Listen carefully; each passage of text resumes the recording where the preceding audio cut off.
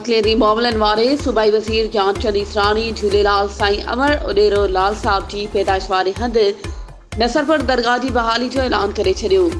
Gyanchand Israni media सां ॻाल्हाईंदे चयो त नसरपुर दरगाह हिंदू बिरादरी लाइ मुक़दस जाइ आहे। हुन चयो त नसरपुर दरगाह लाइ ईंदड़ माली साल में 30 मिलियन रुपयनि जी स्कीम शामिल कई वेंदी।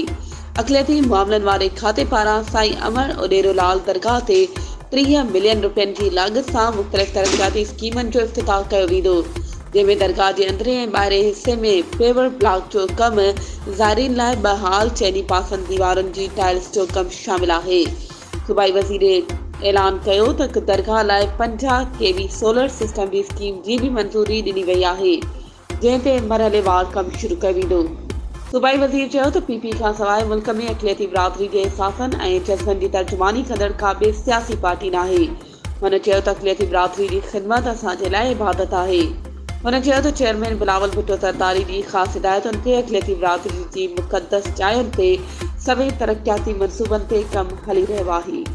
वधीक ख़बरुनि ऐं अपडेट्स जे लाइ असांजे चैनल खे सब्सक्राइब कयो ऐं हा, बेल आइकन खे प्रेस करणु न विसारिजो त जीअं असांजी हर नई अचण वारी वीडियो तव्हां ताईं पहुची सघे।